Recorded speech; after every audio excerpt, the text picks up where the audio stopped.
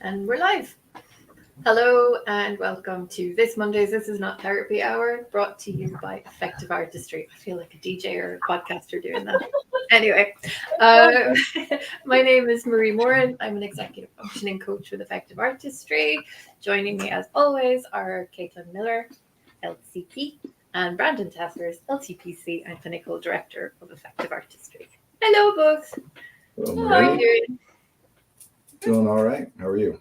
Good, good. I was just saying before we started, I'm a little bit tired today, a little bit sluggish, but I'm just kind of shaking it off, literally shaking it off, and looking forward to chatting with you both.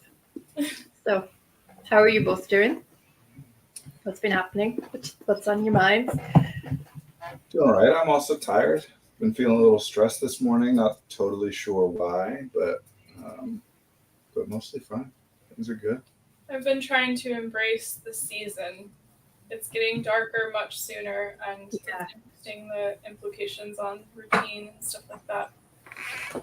So, yeah. Yeah, it's dark at about 7:30 here, which is not fun. It's like that for us, right? Yeah. I think we're at a similar latitude. Yeah.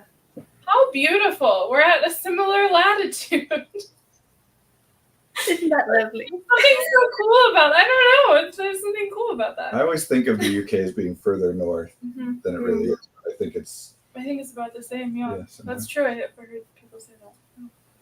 Like in midwinter, I know I'm in the northeast of Scotland, so I know that it gets darker here about an hour earlier than it does back at home where my family are in Ireland. So I always feel kind of out of sync. Yeah.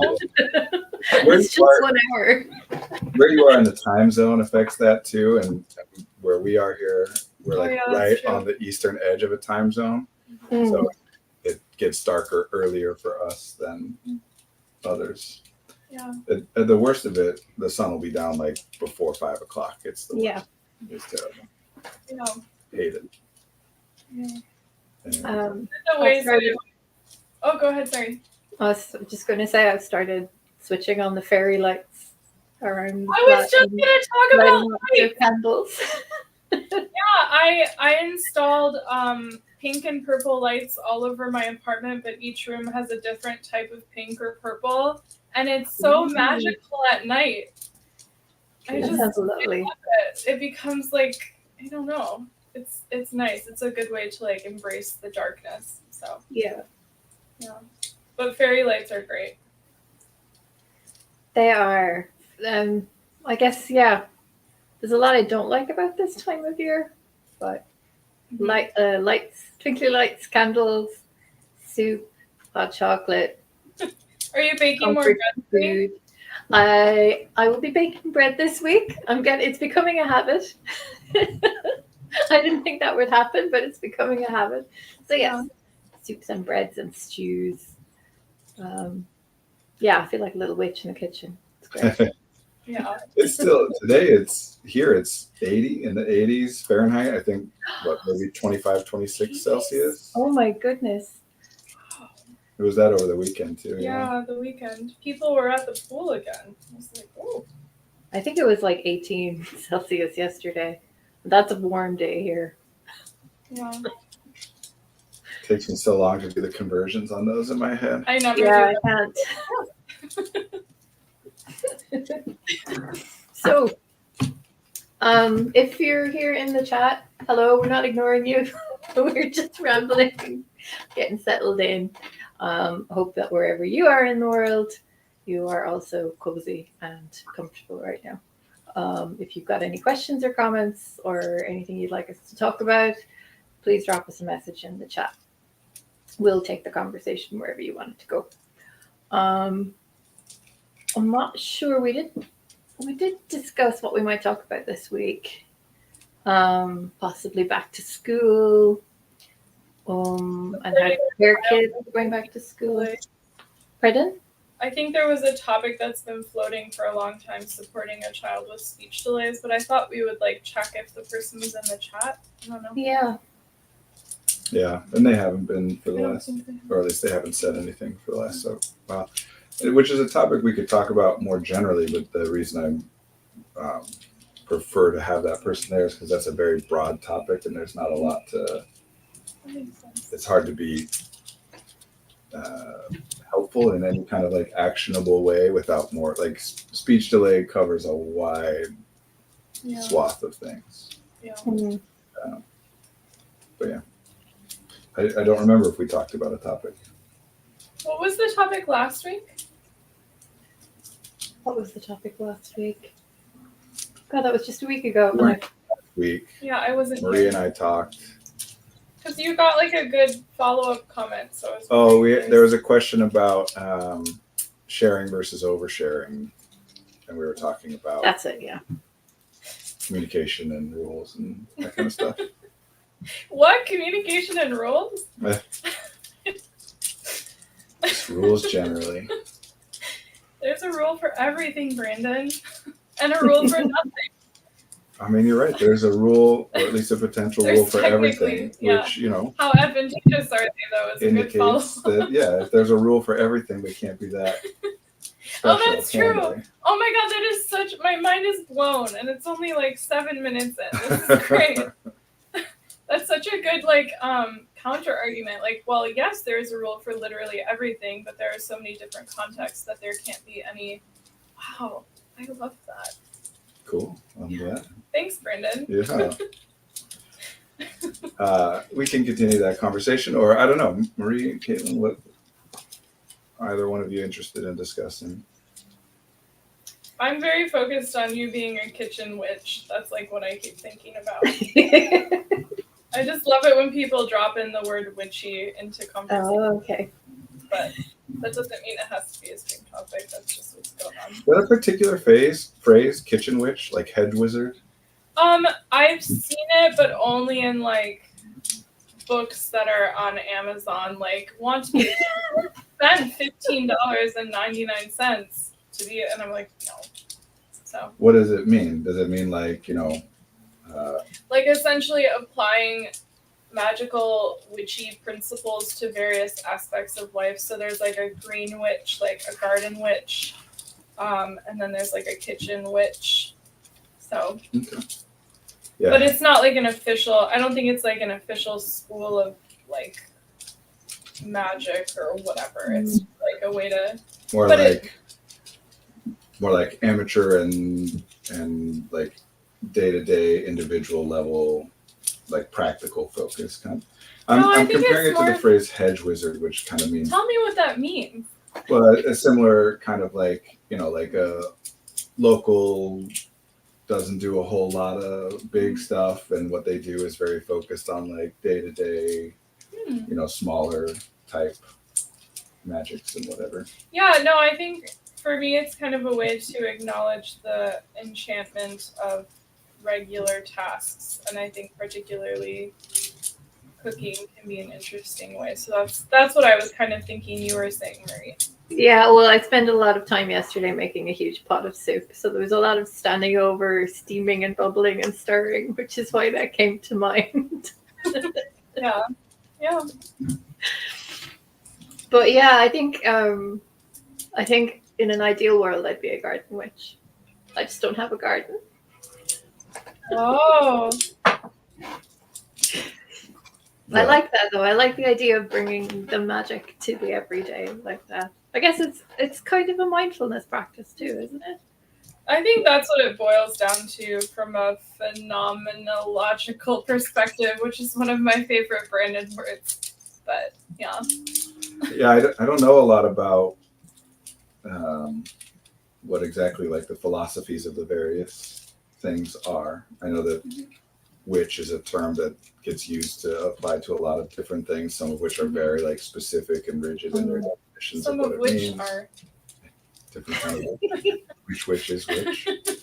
Yeah, I don't know. I don't know a lot about what people talk about in that realm with specifics, like outside observer stuff for sure.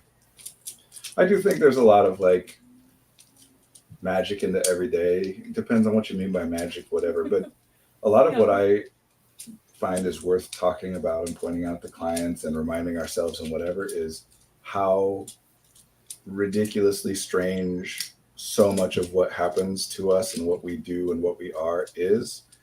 And that because it's just like, as an example, when you go to sleep at night, that is wild. You know, like if you think about it as you just cease to exist with the faith that you will pop back into existence later on, is wild if you think about it that way. But it's something that we've all done every day of our life for our entire life, so we forget about how unusual it is.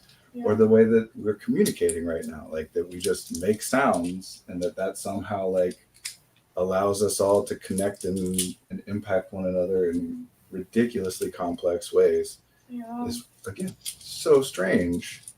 We're just used to it. There's a lot of what goes into being a human just day to day that I think is kind of under that umbrella of like, if it didn't happen to you every day and someone proposed it to you, you'd be like, no, that's not. No. Like, it's always been so strange to me that people walk around fully conscious, you know, thinking, being whatever that means, and don't like wonder about that. And obviously I have a particular, well, some of us do, but not everybody does. And that makes sense because it's not the most useful thing to wonder about in many, if not most cases. It's particularly relevant to the work that we do and whatever. But it's just the things that we take for granted. So I think, I'm just saying, in terms of mindfulness, what you're talking about, I think there's that element of it, of mindfulness, and a lot of mindfulness is about taking something that you don't pay very much attention to and pay a lot more attention to it than you usually do, you know, perceive it in more depth. And I think part of the witch magic part too is like to focus on the things that are enchanting or like interesting or pleasurable or beautiful or whatever insert positive adjective. Which is more difficult to do, requires more effort.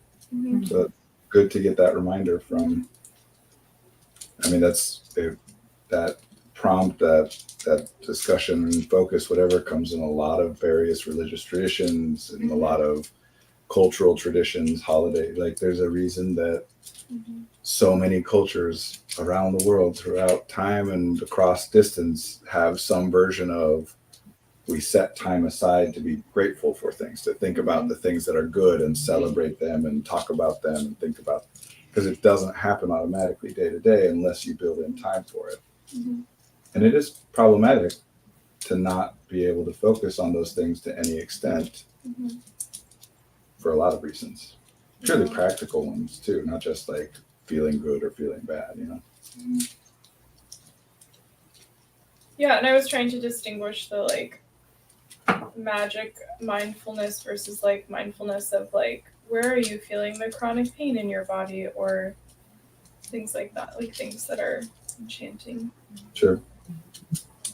And again, I don't know enough about what people mean in specific traditions by terms like magic to state, but I think there's a lot of that that's an overlap with, like, energy is a big concept. Again, different terms and whatever for some version of a thing which is not composed of physical matter but does impact us, and we can notice its effects and interact with it to some extent and whatever.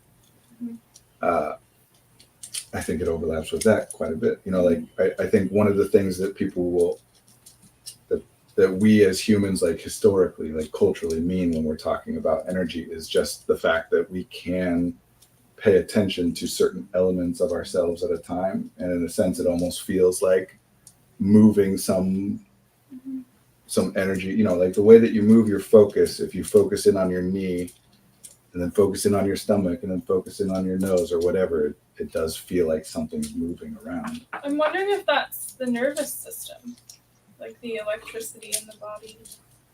I mean, certainly that's whatever consciousness and focus and attention, all that stuff, takes place on top of the nervous system. That word I love, supervenes on, which just supervenes is like a super esoteric philosophical term, but it means if A supervenes on B, it means that any change in A necessitates that there has also been a change in B. A cannot change without B changing. Mhm. It doesn't mean that the change in B causes the change in A, or it just means that, so consciousness supervenes on the nervous system, right? That any time we would observe a change in your conscious state, that you observably would internally observe it, we could also theoretically, physically observe that the nervous system has changed as well.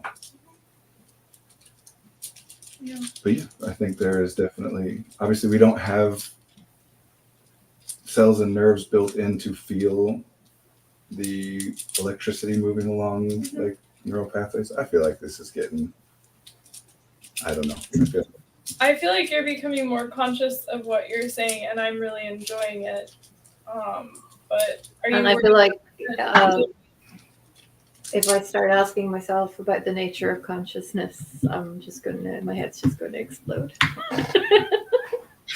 I mean, there certainly is an element of the more you focus on your internal cognitive environment, whether to analyze it or to even just to observe it or whatever, like in terms of what you're paying attention to and what you are aware of, internal and external are two separate things. So the more you're paying attention to what's happening with you internally, the less you're paying attention to what's happening externally. I do think that's a lot of what happens with people who identify as neurodivergent and come to feel so different and be so different and whatever is the more you pay attention to your individual internal subjective experience, which is by definition separate from everyone else's, the more you're impacted by that. And the more you pay attention to the external reality of things, the more you're impacted by that. And so the more on the same page you tend to be with other people. We've got a comment here. Can I ask questions here? Hi. Yeah, you can. Please do. Yes, please. And I'll read them out and we'll see if we can answer them. Yeah. I was thinking about that actually today because I've got a lot of pain in my joints at the moment. And I was thinking about how I tire so much more easily, and it's because so much of my energy is directed to that pain. And I don't know if that's because I'm more aware of what's going on inside my body than the average person or what. It's really hard to measure that. How do we measure that? Yeah, it is. It's not something we can objectively measure, but it stands to reason. It's logical that you are more aware of it than the average person, if for no other reason than you are incentivized to be more aware of it. It's something that draws attention. So when something hurts, you pay more attention to it than when it doesn't hurt. I think one way of talking about pain that's useful is to think of it as it is simply the sensation of you must pay attention to this thing. Yeah. Well, I think you could divide it into maybe the additional energy that your body requires to function based off of whatever deficiency is happening, which is a result of the pain, and then also the conscious attention you have towards the pain. Like how much are you aware of it cognitively, moment to moment? And I feel like the combination takes more energy, just different types of energy. Sure. I mean, there's a lot that could be going on. Oh, question. I'll pause there for a question. So thank you for the question. It is, do you think neurodivergence like ADHD is a superpower when it comes to creative jobs? I think that neurodivergence, really any way that a person is, any trait that varies between people, whatever it is, neurotype or whatever, any particular version of that has advantages and disadvantages. So I do like the idea of thinking of both sides of that. I think it's very important, like with ADHD, we'll focus on specifically. I think it's very important, like we were talking about earlier, to, yes, of course, be aware of the parts of it, the ways in which it makes things difficult for you, that you are that way. And to also pay attention to the ways in which it makes things easier or better for you. Mm-hmm. And I like the terminology of thinking of it as a superpower, although that is, especially online over the last few years, it's a term that has come to be associated with, more or less when it comes to ADHD specifically, people, when they're talking about it as a superpower, are often overriding or glossing over or neglecting the downsides of it and just saying it's only a good thing and there's no bad side to it. Mm-hmm. There are upsides and there are downsides. And when it comes to creative jobs, I think that someone who has ADHD, is diagnosed with ADHD, identifies as having ADHD, I think broadly speaking, we could say that they are well suited to creative tasks, to creativity. Mm-hmm. Depending on the job, there are other elements of, even in creative jobs, there are other elements of it that they might not be as well suited for. So like one of the ironic things, for example, is being an artist might theoretically be something like a visual artist, might theoretically be something that having ADHD makes you well suited for, maybe even better suited for than the average. I would suggest that for sure. Mm-hmm. And a lot of visual artists, in order to do that work and get paid for it as a job, will also be doing it as individual artists or independent contractors, where they're needing to set their own deadlines and Mm-hmm. they don't have people who are holding them to particular schedules or helping them organize their tasks, which can be very, very difficult. Mm-hmm. Yeah. So depends on the job, it depends on the structure. But yeah, I think an easy, like, broad way to say it is that people with ADHD on balance are better suited to creativity than people who do not have ADHD or are not identified that way. So helping people to navigate the challenging side of their creative jobs, I guess, is something we do here. Yeah, that's a big part of the idea, is to learn, like we were talking about gratitude earlier, right? Being aware of what's beneficial or helpful. And I was saying that it is practical, it is useful practically to pay attention to that. Because if you have a problem, it's much more efficient to know what's the one way to solve that problem than it is to know, well, here are 10 ways that don't solve the problem. Mm-hmm. Yeah. So we're more incentivized to pay attention to the things that don't work for us. Mm-hmm. It's harder to pay attention to the things that do.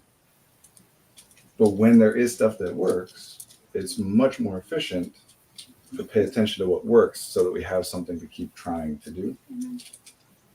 So that's part of the reason I think it is very useful to talk about it as a superpower or an advantage or whatever, is that you want to look at what it is that is useful so that you can tap into that. Yeah.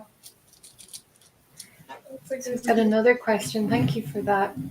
Do you have tips on how to achieve personal goals that you set for yourself? I feel like I achieve professional goals way easier since there's an urge of necessity, but with my personal goals, only I'm the judge. That is a great question and a broad one. And if you'd like to give more clarity on some specific personal goals, we can get more specific.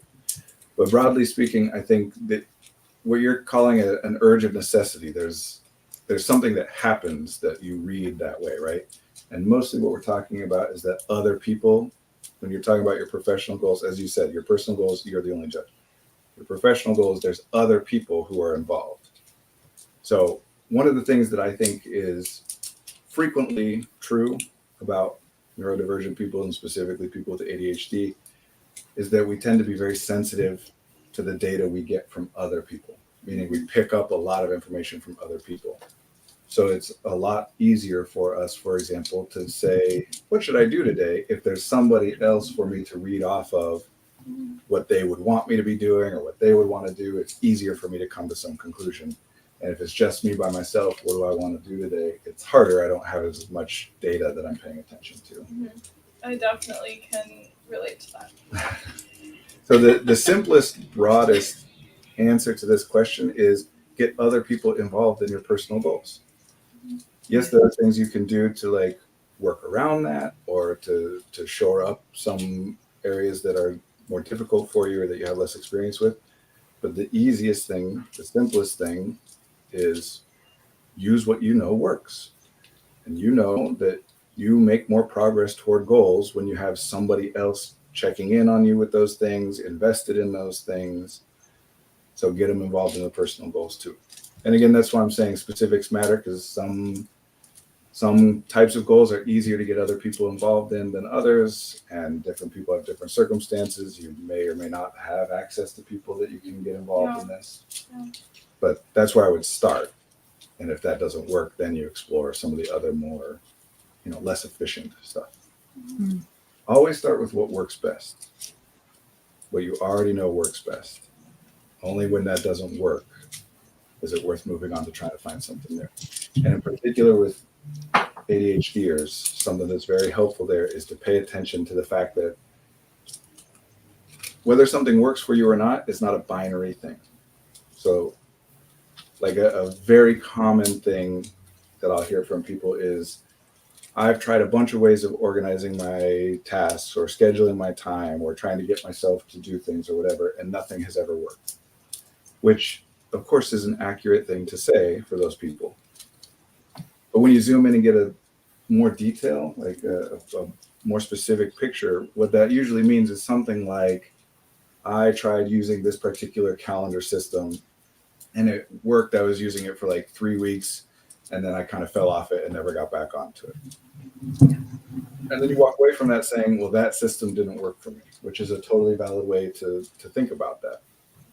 And it worked for 2 weeks or 3 weeks, right? Like work is a broad thing. Does it work or not? And if we think of it as, in order for something to work, it has to have started working and then never stopped working. Because if at any point in the future it stops, that means it didn't work. But when there's a lot of reasons for that, right? Like you can have an organizational system that works really well for you, and then you start a new job, or you have a child, or the holiday season hits and it's just real busy and everything falls apart. Yeah.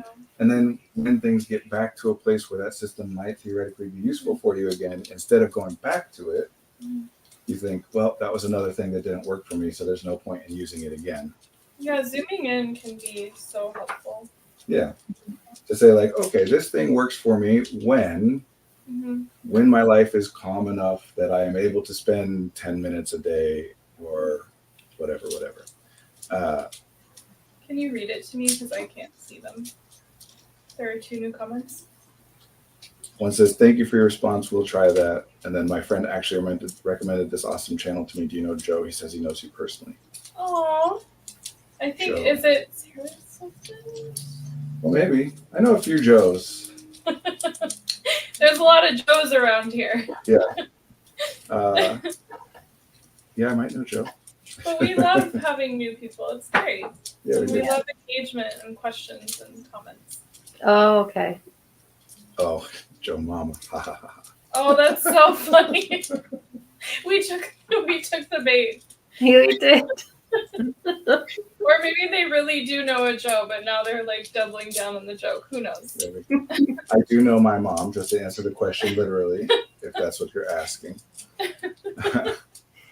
No, I like having these more specific and practical questions. I like talking about all different kinds of things, but I do like, and haven't had as much opportunity to talk about more specific practical things. Yeah. I know you've mentioned a couple of times, Brandon, about people with ADHD being sensitive to social data. Do you have a theory as to why that is? Is it a chicken and egg thing? Is it being more sensitive to social data is a sign of ADHD? Or does one supervene on the other? So the way I talk about it, and this is the way that technically, like any way of talking about things and using language that is useful to a person is useful. But in terms of what is ADHD, it's a disorder, it's a construct, whatever. And therefore ADHD can't cause anything. Mm-hmm. Right? Saying that my ADHD causes me to X, Y, or Z is the equivalent of saying my homosexuality makes me attracted to people who are the same sex as I am. Could you use symptoms in the same sentence? So like my anxiety is causing X, Y, or Z, or do you feel like that's similar to using my ADHD is causing X, Y, or Z? No, that would be different, but again, it would matter the context, right? Like my anxiety is making me very tired is something that would be valid, but my anxiety is something that makes me worry about stuff. Probably not. Like the fact that you worry about stuff is what the anxiety is. Okay, that makes sense. So the way that a person gets diagnosed with ADHD is because they are experiencing a certain pattern of symptom, behaviors, experiences, whatever.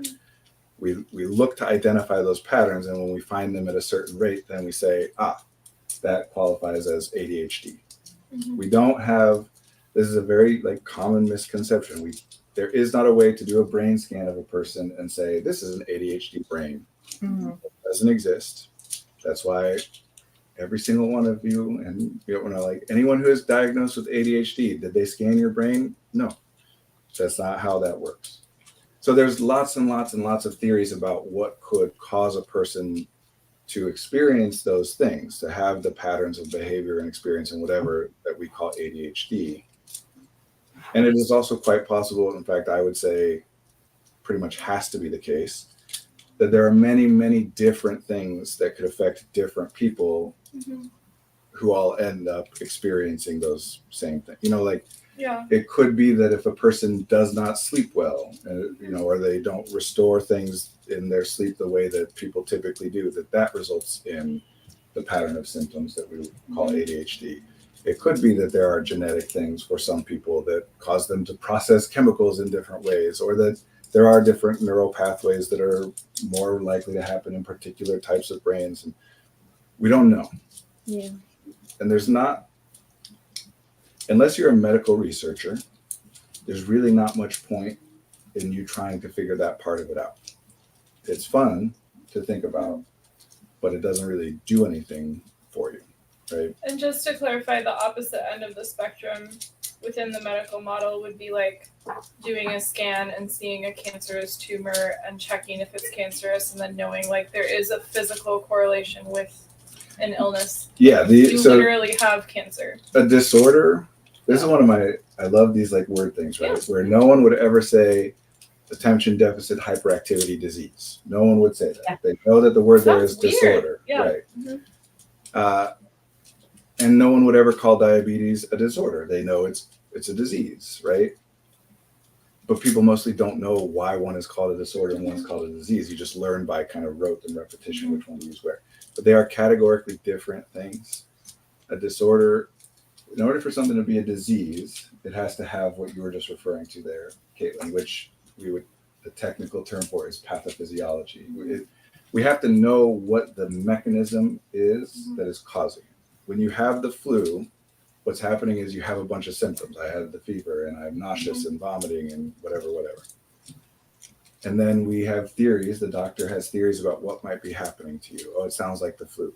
And then they can do a test and we can actually look and see the flu virus is a specific thing. Is that flu virus in your blood and in your cells? Is it doing what it does?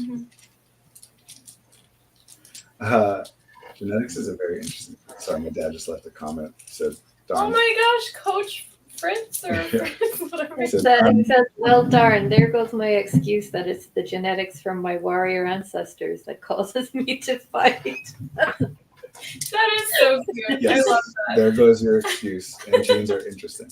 But anyway, and to the previous commenter, he said, "Sorry for the joke. I truly appreciate the response for those questions. It was in my head for months. Thank you for the joke." Yeah, no need Thank you for the It was hilarious. It's fun. It's hilarious. And by the way, such a stereotypically neurodivergent person thing to do to make a joke and then apologize for making I do that all the time. Yeah. Even when people laugh, I'm like, wait, sorry. Sorry, I've taken up space. I'm sorry I opened my mouth and words and sounds came out of it. Yeah, no, we appreciate you being here. That comment I don't know so much about, Dad. Yeah, like the Irish. Yeah, that's all we do is apologize. It's true. We say sorry all the time. We should say, I am not sorry for saying the following thing. Well, that just seems unnecessary. Or maybe it's the fighting that you were talking about. It's the fighting Irish, is that it? So in order rather for than me apologize. in order for something to be a disease, an easy like casual rule of thumb way of saying this is it has to be observable in a corpse. You know, Which is so if casual. someone has cancer, we can see the cancerous tumor even if they're dead. If someone is infected with a virus or a bacteria, the virus and the bacteria we can still see even if they're dead. Right? So medicine works that way. Medicine, you say, here are my symptoms. The doctor comes up with some theories about what might be causing those symptoms. And then they can test to see whether or not that theory is correct. Oh, that sounds like diabetes. Let's check your insulin levels. And if it turns out, yep, they're low, that's called diabetes, and here's what we do. Or if it turns out, nope, your insulin's fine, so it must not be that, then we move on to the next theory about what it might be and try another thing. Yeah. Because the diabetes is an interesting example, though, because sometimes people can change, if they're right on the edge, they can change their blood sugar levels and then be considered like subclinical diabetic, or like pre-diabetic is a thing. Yeah. There are ways of testing, though, to my understanding. Certainly I'm not a medical doctor, but my understanding is that you can actually test. There's something you can test which gives you a picture of how blood sugar levels have been for the previous 3 months. So it's not just checking in that moment. And if your blood sugar has been consistent or whatever for 3 straight months, then it's but with like diet, exercise, whatever different changes people can make, they could have a subsequent 3 months where they didn't need medication and it wouldn't. That's getting really. That's so interesting. It's just. While that is absolutely theoretical, like that's a thing people say, some people say and some people believe, others will not. Yeah. So we want to be careful no, that about, makes sense. Yeah. Because that can get interpreted by people sometimes as like, well, if you took care of yourself better, you wouldn't be diabetic. Oh yeah. No, that's not what I mean. Because diabetes isn't about blood sugar levels. That's the symptom, or that's the thing which causes the symptoms. But it's about insulin production, again, to my understanding. Yeah. Anyway. No, that makes sense. That's helpful. When it comes to disorders, the way that we diagnose a disorder is you show up, you say, here are the symptoms I'm experiencing, and we just match those symptoms against the possible list of disorders, and whichever one it matches, that's the one you have. There's no second step of we say, well, it sounds like ADHD to me. Let's run a test to see. There is no test for that. And I know that sounds silly to some people because many people have been tested and in order to get diagnosed or ruled out a diagnosis of ADHD. That's not how that's supposed to happen. And that's a whole another conversation. It's a reason that we do that for things like ADHD and autism and dyslexia. There's a reason we run those tests for things that are most commonly, at least historically, things that we're looking for in children. But you don't need to take a test, right? Like if you tell your therapist or your psychiatrist or whomever that you match the clinical diagnostic criteria for major depressive disorder, they don't then run a test to see if that's the case or not, to see if you're telling the truth or not.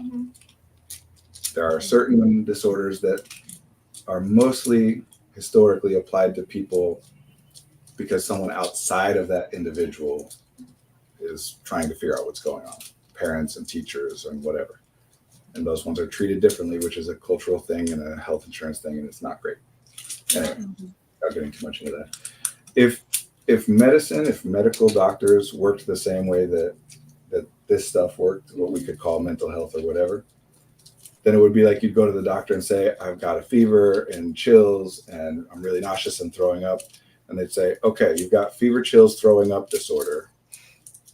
And that's it. And then we don't really know what to do. We don't always know why it happens, but there are some theories and some correlations. And often it is helpful for people who are experiencing this to try this thing or to take this medicine. So we can just start trying some of these things and see how it goes. And if things get better, that's a good sign. And if things get worse, we'll stop that and try something else. It's a useful and valid way to go about this stuff. It is not the same and people conflate it. So no, nothing that is called a disorder causes a thing. It is still very useful often in speech, like in communication, to phrase things that way. I think sometimes people get confused with like, oh well, I have ADHD. I got prescribed Adderall. Adderall's helping me, so therefore, like, there's almost like a feeling of having a disease, even though it's technically a disorder, because it seems like the psychiatrists in general make it seem as though you have this, so we give you this, and that's it. Well, and there are many, including therapists, and like there are lots and lots of people who this is their job. What we do and what we're talking about is their job, and they still think of it and talk about it as though it is a disease. Mm-hmm. But just as an easy way for people to remember this, it's right in the name, mm-hmm. disorder. Mm-hmm. In order for something to be called a disorder, what we mean is that whatever is happening, the pattern of experiences is not orderly. Mm-hmm. And in order to say something is not orderly, we first have to define what is orderly. Mm-hmm. This is ordered behavior. This is ordered emotional expression or experience or whatever. This is normal, appropriate, healthy, whatever version of that. And outside of that is disordered. Yeah. So a disorder is in opposition to something which is called orderly. Again, you can look through different cultures and different historical, ADHD, whatever it is that leads to these experiences, is not theoretically new to our species, right? But we don't see people talking about it very much prior to 50 years ago or so. Mm-hmm. Or the classic question of where were all the autistic people before 1940 when it was first identified as a thing, right? They're useful labels to apply, specifically with psychiatry and medication. That there's historical context to this, and you know how much I love going on context. And it's really fun. Initially, the things that we would now call disorders were mostly just thought of as character flaws or moral failures or personality weaknesses that they can just be. It's just about the person is being punished, or they're not trying hard enough, or they're cursed, or whatever. Yeah. And so then people respond to that by trying to try harder or cure their curse or whatever it is. And that stuff doesn't work because that's not what the issue is. Mm-hmm. And then there was a very helpful and important movement that especially in the United States, at least, kind of peaked in the 1980s of saying, look, these things are not things that are just about a person is making bad choices, right? That in the same way that people will say about various things that are true of them, I was born this way, which doesn't literally usually mean I have genes in my body that meant that I was always destined to. It usually means I didn't choose to be this way, and I have no ability to choose to be different than the way that I am. Mm-hmm. So similar kind of thing was applied to this stuff, depression, especially earlier on. And there was a whole thing about that kind of attacked the stigma of, it used to be that if you were seeing a quote unquote shrink, right, that means you can't hack it and you're weak and whatever. And then it became, no, this is a thing I struggle with and there's nothing wrong with getting support in it, including medication. Mm-hmm. We started, people were testing and exploring using pharmaceutical interventions for these conditions. Mm-hmm. And there's a lot of benefit found there. Mm-hmm. And of course it is still, even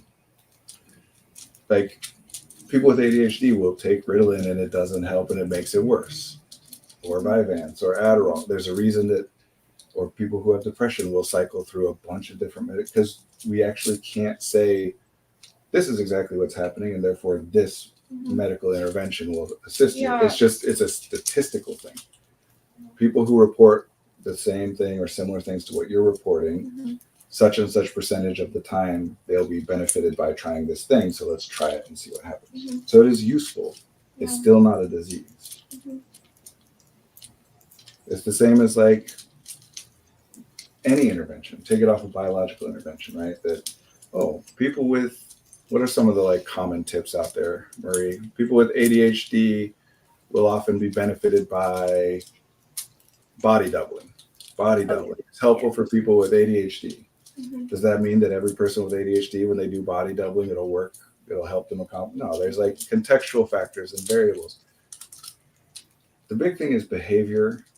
Mm-hmm. Anything that's about behavior is by definition, complicated beyond our ability to understand. There are way too many variables. Yeah. Oh, they stole that thing because they're impulsive and don't. And also, if that thing wasn't there, they wouldn't have stolen it. Like there are contextual factors. Yeah. There are. Yeah.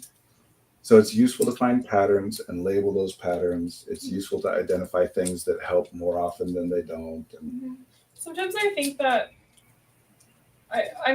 I'm guessing you'll find something interesting to say from what I'm about to say, but sometimes I think that a lot of disorders have existed for a long time, but that our use of language as a culture reorients around labeling certain behaviors either as pathological or as like different things. So like creativity could have been hypomania and now it's autism or something. Like, does that make sense? How the disorders technically didn't exist historically within that society, but that the behavior has nearly always existed? well, so that is a valid and common theory, although mostly that still kind of rests on this idea that there just is something about some people biologically that makes them certain ways. No, I'm not. Yeah, I don't think that. But usually when people good... are saying that, it's like, oh no, this person through history was autistic and that person had ADHD, and we just use different terms.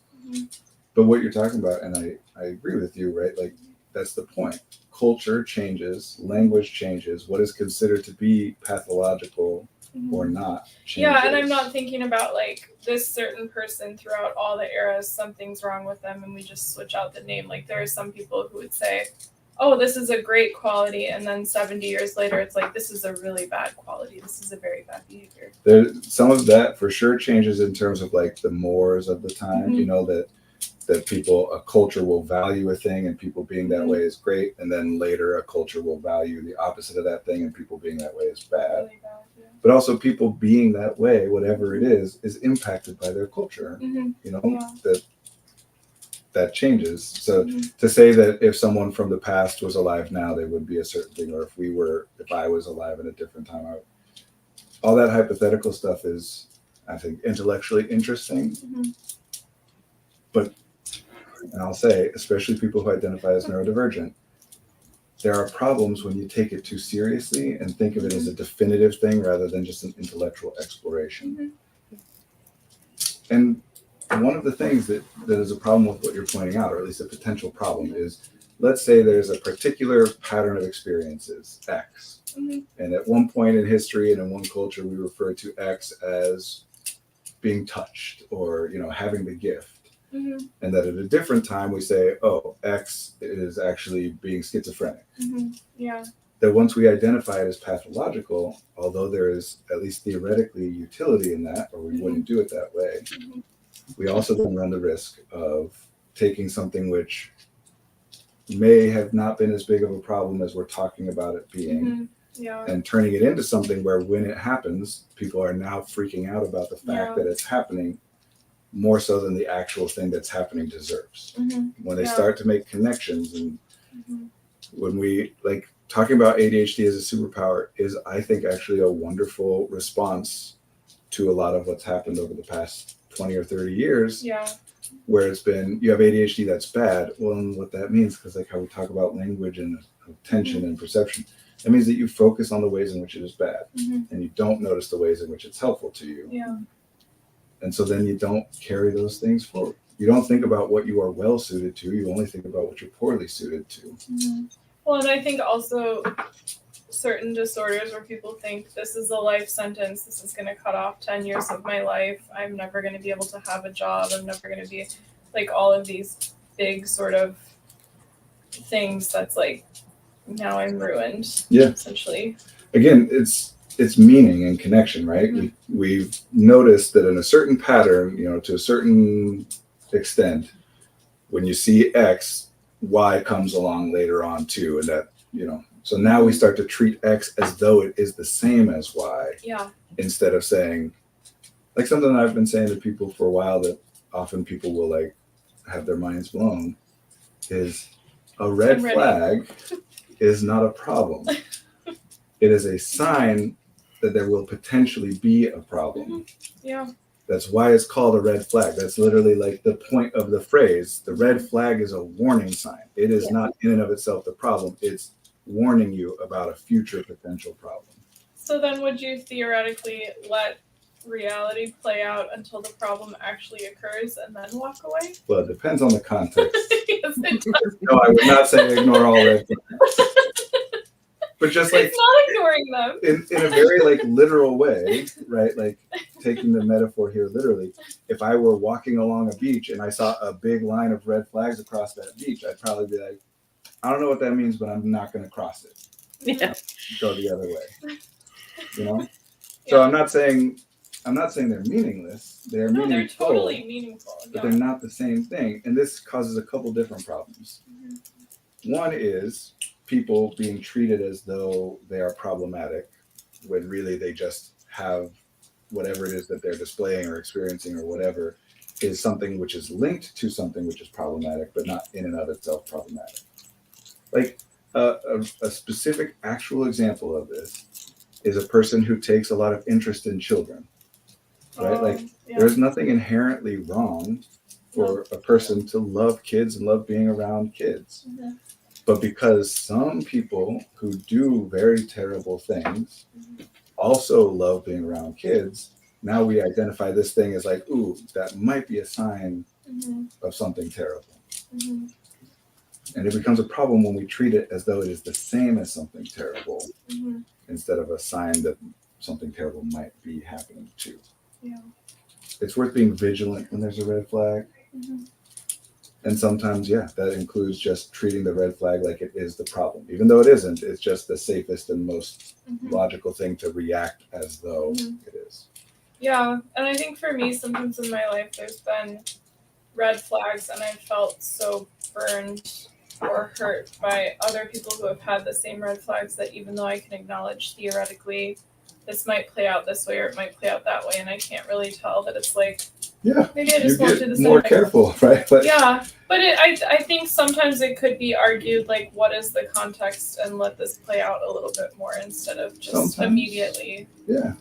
It depends. Yeah. Right, like we all, when we drive a car, know that we are taking the risk of getting into an accident. But for most of us, we don't get in very many accidents or very serious accidents, and so it doesn't really enter into our thoughts as we drive a car. But of course, if you drive a car and you get in a big accident, then the next time you drive a car, you're going to be like, oh, I don't know about this. And the minute that car feels a little wonky or there's too many cars on the road, you're like, never mind, I'm out. And that's fine. And if you drive that car and get in another accident, then you're going to be even less. And it won't be long before you're saying, I'm just not driving cars. So when you get burned by a thing, which some subset of that we could call trauma. Not everything here counts as not trauma. Everything, but a lot of it. But when something terrible happens to you, it makes sense to say, I'm going to be more careful about pretty much everything that was related to that, to whatever that traumatic thing was. I'm going to be more careful anytime anything shows up that suggests that could happen again. And the more you experience it, the more careful you're going to be. A more mundane version of this, especially for neurodivergent people, mundane, I don't know if that's the right word, but not necessarily, we wouldn't usually call this trauma, is social anxiety. You have an awkward interaction at a party, and the next time you go to a party, you're like, oh, I don't know. And then you have another awkward, and pretty soon you're just like, no, going to parties equals having awkward interactions. I don't want to do that. Yeah. That's all that makes sense. Everything everybody's doing makes sense. That's why it doesn't really matter so much what is technically correct or not, unless there's a reason to be that specific. Is another way to say makes sense that it has like a certain utility? That it has value. Yeah, utility, value. That there's good reason for it happening. And one way of saying that, again, everything every person has ever done makes sense if you allow for that we're wrong all the time. Right? Like sometimes we do something thinking that it will work out in a certain way and it goes a different way. Or sometimes we believe something is true, which isn't true. And then we act in a way that makes sense if what we thought was true, but in reality, it doesn't make sense because we were wrong. People are wrong all the time, but we are always doing whatever like seems like the best possible option we have. including a lot of the time that we just don't think that deeply about potential options. As far as genetics, a more helpful term, epigenetics, which is about the interaction between genetics and the environment, right? That theoretically, even something that we can say with some certainty there's a genetic factor in, like height, is also going to be impacted by nutrition. So there's no such thing as like pre-programmed genes in humans that will make their experience be a certain thing no matter what the context or the environmental, like it all plays together in ways that are, it's very simple and very nice and convenient to think of genes as everything in my life is explained by my genes. Yeah. And it doesn't, there's not really anything to do about that to like make things better or make things worse. It's, I don't know. Same with like the red flags, right? Like there are things that it's worth paying attention to and things that there's not really worth paying attention to. You know, is it worth usually after the fact? Well, a lot of the time, yeah. But we could talk about it proportionality. You can extrapolate it more, yeah. Well, and it's not a thing that a person should know in advance per se. What we're talking about is like sometimes it's like, oh, I put a lot of time and thought into that thing, turned out to not be relevant to real life at all. And then welcome to my world. And other times it's like, ooh, this thing was really important and I did not think about it at all. You know, like we're doing our best. Yeah. But context matters. You know, like trying to figure out how to never die is probably not worth thinking about because you probably won't find a solution to that problem. Trying to figure out how to like not get hit by this car that's jumping the curb in front of you is very worth trying to resolve that problem. And so again, one of the things that especially is more common for neurodivergent people is trying to solve problems in a large scale binary way, the equivalent of how do I make sure I never die? You know, how do I make sure that I don't get distracted, as though that's a thing that you could just never do. Yeah. And when you ask people on that, they'll say, like, I don't mean ever, but then why are we saying it that way? And why do you still call it, oh, it didn't work when it worked for 3 weeks and then stopped? I'm thinking that maybe part of this, like a subset of what you're talking about, is being able to relatively accurately predict threat or danger. Sure. I don't know. Well, it's just something I thought of when you were talking. Theoretically, the evolutionary advantage of thinking, of being a conscious being, is that it enables us, to some extent, to solve problems before they are problems, to prepare. There are so many things where it's much safer, much more efficient, much just better generally to consider the problem before it becomes a problem. Sometimes that allows you to prevent the problem from ever happening.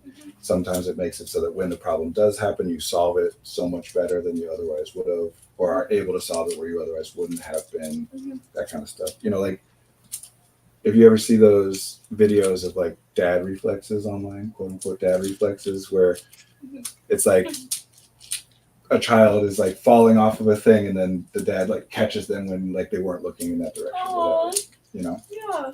Which is a funny thing. And I've done that many times. Sounds like a Brandon thing. And it's not that it's like I have superhuman powers all of a sudden and my reflexes are better.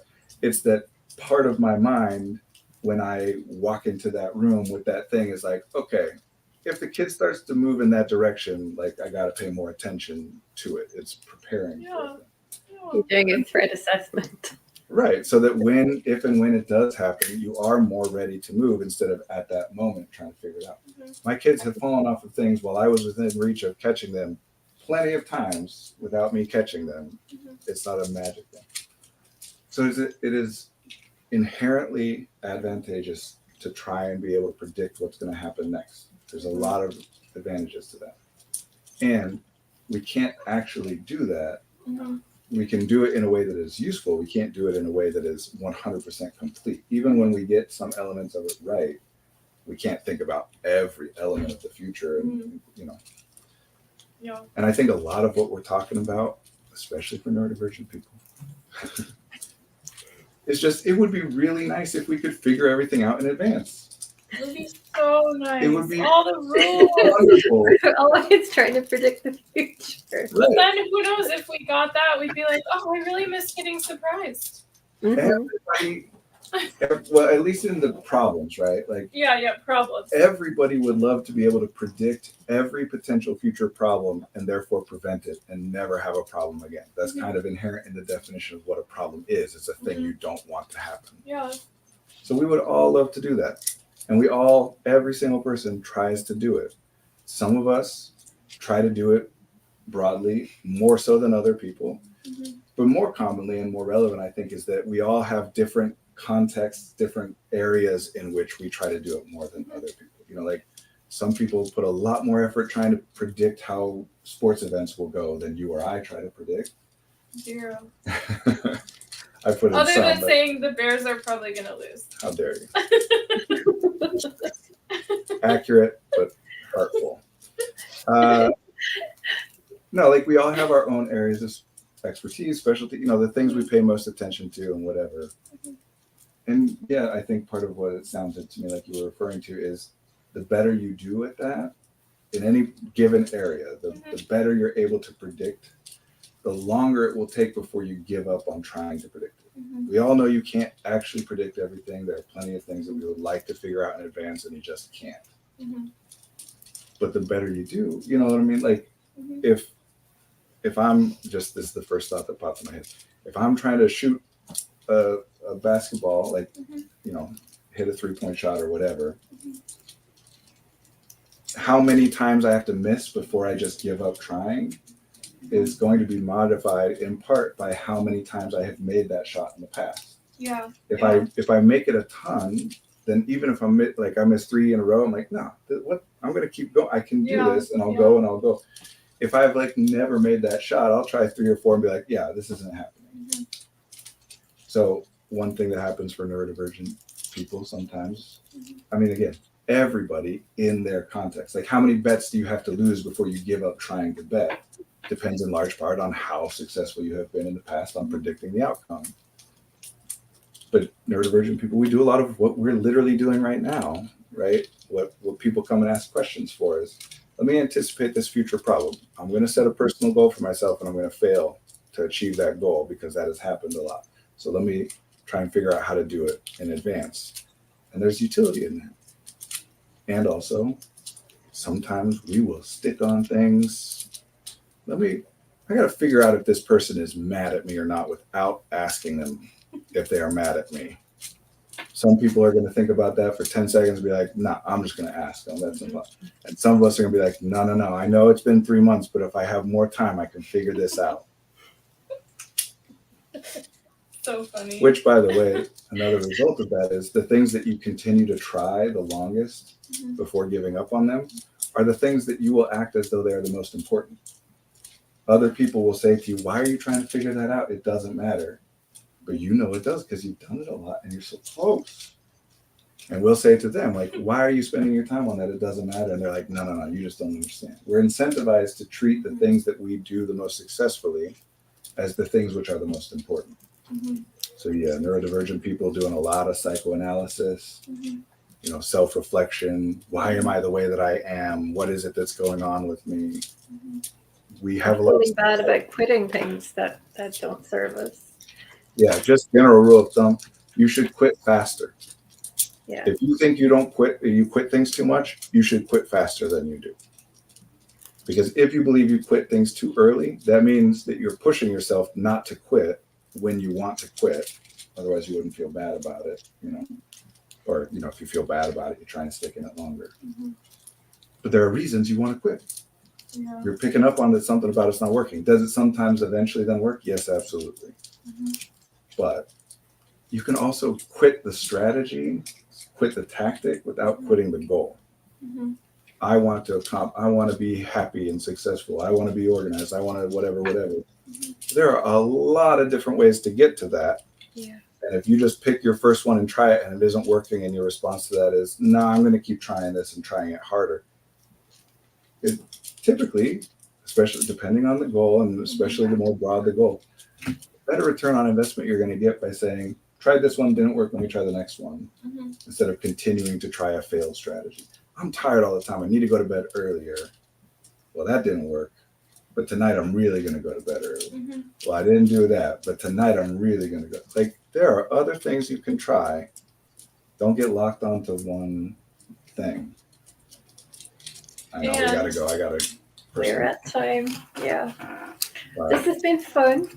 Thank you, magical people in the chat. Yeah, thank you for all your comments. I'm just going to finish up with a comment from your dad to rip off the song, Where Have All the Normal People Gone? Long time ago. So I think that's Where Have All the Flowers Gone? Yeah, but he added normal people. Oh. Look, He's catching you. call it normal, call it neurotypical, whatever. Yeah. Some people think everybody else is the same as them and therefore think they are normal. Some people think that everybody else is different than them and therefore they think they are strange. But whether you feel like you're a normal person or you feel like you're different or strange or whatever has a lot more to do with how you perceive other people than it does with how you perceive yourself. Because you can be any kind of way. You right now, you person who's saying, no, I am different. And of course you are. We all are. Mm-hmm. Not denying that. But the person who's hearing what I'm saying is like, no, I am different. Well, what if everybody else, whatever way you are, what if everybody else was the same as you? Without you changing anything, everybody else became like you, then you would be normal. What is the utility of you identifying as being different? There's a lot of utility to that.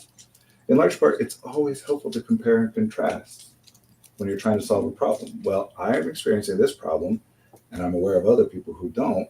Mm-hmm. Very helpful thing to say, well, what's different between them and me? Mm-hmm. Maybe this is where that social sensitivity comes in as well. I think that's Mm-hmm. relevant. And again, a sensitivity like that would have to be useful more than it's not, or the brain would change very quickly. Mm-hmm. So we do tend to do really well. Like, I am sensitive to social data. You are sensitive. We're all sensitive to social data. And look, we all have jobs that involve a lot of like interacting with other people and communicating and thinking about what people want. And Maybe this is our superpower. All is a superpower when you want to play in the NBA, and it's a disability when you want to fit into a very small space. You know, like Yeah.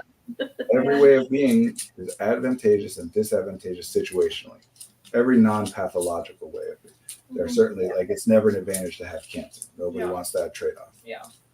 But any non-pathological way of being, situationally advantageous or disadvantageous.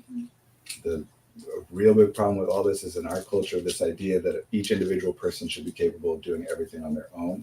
So we make the most inefficient strategy of all is you should address your weaknesses, try and shore up all the things that you're worst at. Mm-hmm. Why? That makes no sense. It makes much more sense for me to lean into my strengths and rely on other people. I'll handle the things that I am well suited to, and they'll handle the things that they're well suited to. And we just want to arrange it so that the stuff that I am not great at, they cover, and vice versa. Why do I need to be able to do all of it by myself? It's almost like we're meant to be in community. Yeah, right? I love it.